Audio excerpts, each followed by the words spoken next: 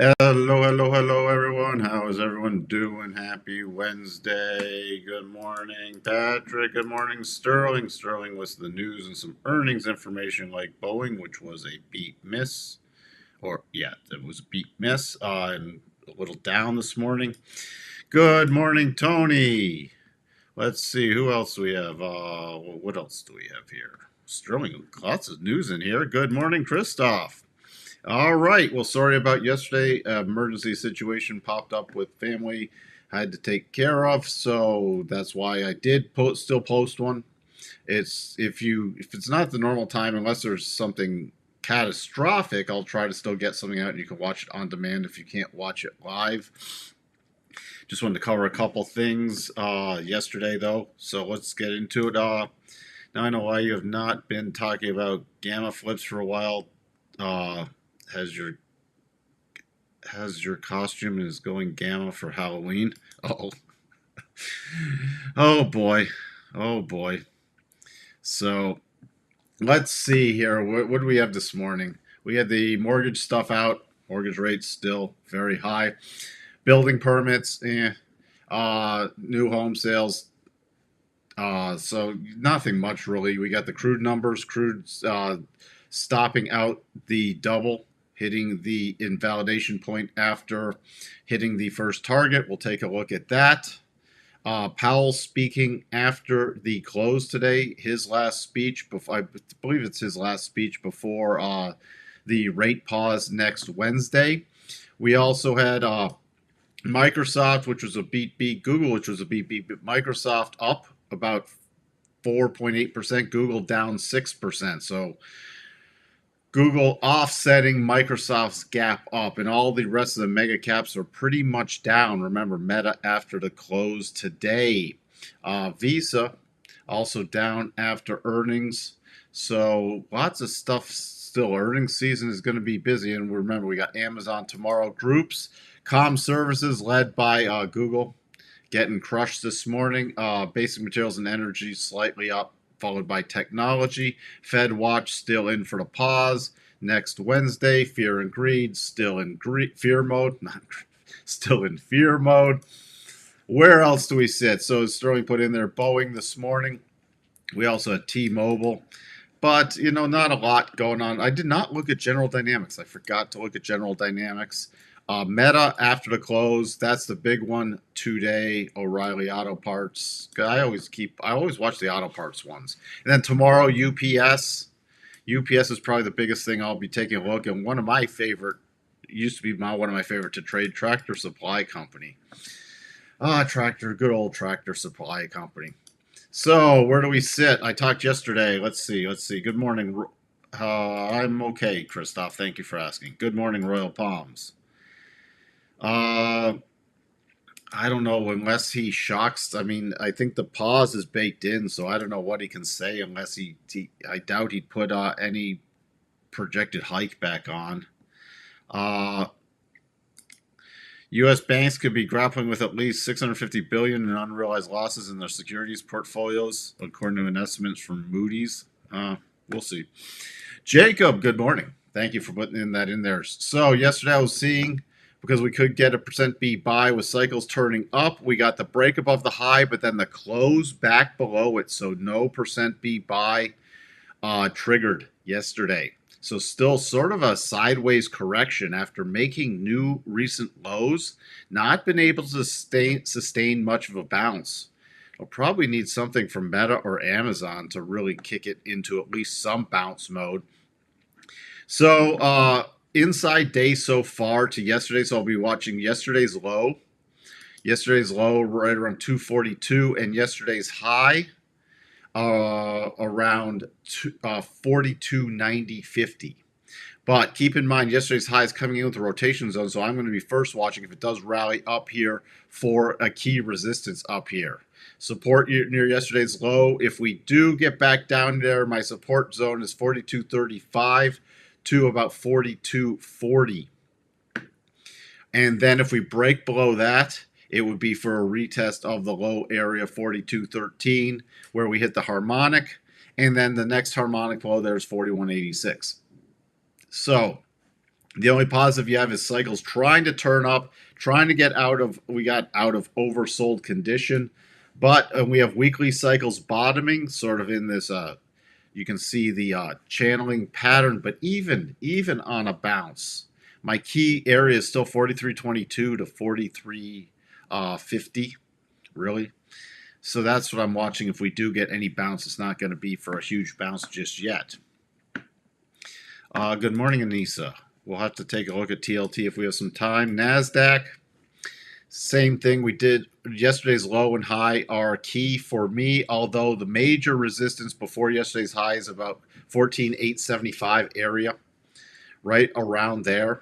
If we do break above today's pre-market high, and key support is right around, you see we still have a significant level right around 14,713, 715 area. We break below that. I'm going to 14,665, and then below that 14,589, then 14,479 area. The key target on this, if it does turn around, 14,991 to 15K, and then 15,110 are the major targets to the upside. The Dow, again, trying to hold on to the recent bottom area, still potential double in play. Double the Dow targets on any rally if it gets a more sustained rally, 33,506 and 33,666. Oof. To the downside, we have major support at 33,070. So keep an eye on that. Below that, 32,861 and 32,685. Good morning, Martinez. The Russell, it's a very sloppy, it would need a daily close, and that would just be a very minor pattern. Remember, against the rotation zones, and against the rotation zone, especially on the daily and the weekly, are always lower probability. So you'd have to be really nimble on these, and that could just take it back to the major prior support becoming resistance area. So that's the only minor bullish thing in the Russell. Russell breaks below Monday's lows. 1646, 1647 is the next target area, and Russell is really not looking healthy. You can see here's the weekly. Still holding on barely to key support, but this 1646, 1647 area, besides being a significant harmonic, is also the low area from June of 22 and October of 22. So I would not be surprised to see that tested on especially the next rollover play. The VIX still holding it dropped below 20, but still holding above 18. So I'm paying attention to yesterday's lows. If we start rallying, it's got to get through yesterday's lows and then watch that 18 level. And on any up move, that 20 is key resistance is starting getting above there. I'm really focused more so on a rollover play. DAX, pretty much if it continues any bounce, 15,080 is the next key resistance area. Key support coming in right around about 14,875. The notes hitting the first target and pulling back. But the invalidation point for the remaining targets, remember that one was against the rotation zone also. 105.27 on the closing basis, 105.21.5 on a trade through basis intraday. So, sorry. I did get that right. Yep, I did get that right. Okay, just double checking, make sure I didn't make a Mr. Bungles. And with cycles getting to the topping area on the daily, still moving up on the weekly. Where it's going to be interesting to see how this reacts, especially with the Fed meeting next week, if this rolls over. And the yield, let's look at the yield. The yield would technically be, if it closes above yesterday's high of 4.886, would be a % B buy. So I'll be watching that with the rotation zone buy, with cycles getting to the bottom. Now, when I see stuff like this, when it's getting a little tired, I start using key areas like the 62.5 for stop raising, 4.93 area. Personally, that's how I use the short-term pullback harmonics to use stops and targets with. 10-2s pulling back to rotation zone. Gonna watch for the next steepening move, but nothing there yet. The dollar has snapped back yesterday after holding the 50 and at the top of the flagging channel pattern. So, going to see if that can finally break out and resume its move with daily cycles turning up and weekly cycles still turning down. So still a mismatch of cycles. So not everything in alignment yet. So we could still stay choppy, but keeping an eye on this to see if it can get especially back above about 106.20. Crude, as I said, hit the first target and hit the invalidation point. Still holding this trend line. But if we start breaking below this trend line, we'll watch for 81.40, and then we break below that, we'll watch for the retest of the August low area. And remember, they said they were looking for bids on the strategic reserve at 79, 78.50, 78.35, and 79 are key support areas. So would not expect that would just be going into a very major support area. I still am watching for a sudden pop, depending on what happens in the Middle East, on crude again. But there's no valid setup at this point. Natty gas, trying to get back to resistance. It's got to really start sustaining a move back above 3 and then hold 3 as support. Gold, so far, little pullback yesterday, daily rotation zone, trying to rotate back up. Cycle still down. So besides managing any trailing stops, there's no new setups on this yet for gold. What else do we have? Yen still gone dead. Still in the rising triangle pattern, but no breakout yet to the upside. And no more major intervention yet. Euro USD did trigger the channeling double pattern. And so we're going to keep an eye on that, especially if the dollar starts dropping again. For this to continue up, has not hit the first stop level yet. Pound is invalidated at this point, the double. So there's nothing going on in the pound. There's a lot of these markets that just aren't good setups right yet. A lot of stuff there's just not good setups. And sometimes that's just the way it is. And then you shouldn't, from my perspective, you shouldn't force stuff. Because there's some days that no trade is the best trade, depending on your time frame. Remember that. You can sit on your hands. You don't always have to do something.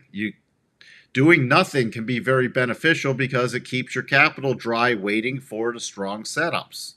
And it's like the markets are at the indecisive point again. 421 is key support in the spiders. So on any sell-off, be watching that. We still have a potential gap fill left behind to 420.46 and below that 418.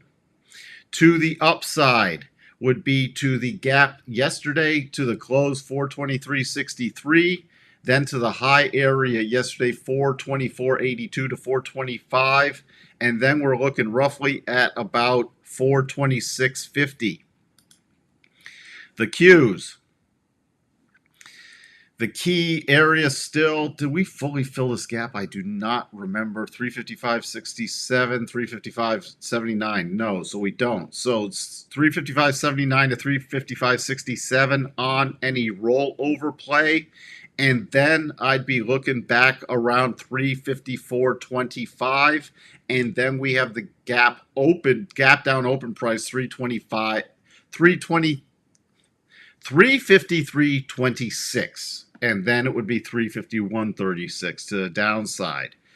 To the upside, it's got to get through. First of all, it would be the gap fill 359.13, then the high area 359.91, so roughly 360. And then the next major target, should we take out that area, would be 362.55. You're welcome, Heinrich. Tesla. I'm still watching for the next rollover play in Tesla. After hitting the 4-hour rotation zone, if it does continue to pop higher, if it can get any more traction, next key area is about 225 to 227.50. If we start really breaking, what was yesterday's low again? 214.11. If we're trading 216.06, if we start breaking below yesterday's lows, I'm watching for, this is where I'm looking at the retracement levels, especially the 209.84 on a closing basis. That's the first target I'm watching to the downside. Let's just take a look. We had a question on TLT. Is this a tradable bottom? This is still, again, see, it's like we could pop in the rotation zone and roll over. This is not a long-term bottoming pattern yet. Yes, it can pop. Could it pop a little higher? Sure. But your key resistance is about 86.60. So, is this set up for a long-term bottom yet? Or even a medium-term bottom? Nope. Nope. Now, we pop up and roll over and hold, especially if we could hold above 84 or make it double, it could be more of a bottoming setup. This is where, especially if you're looking for the longer-term things, remember, even on a bigger rally, this is where if you're trying to catch a bottom here, you have to be really nimble because anything could go into the rotation zone and still rotate down. Okay? Like this. Was this a long-term bottom yet? No. It was a short-term, but look at what happened here. We got up, then we formed a horizontal pattern, and eventually we rolled over. So, not saying this could not turn into a longer-term bottom, but it's still very aggressive at this point.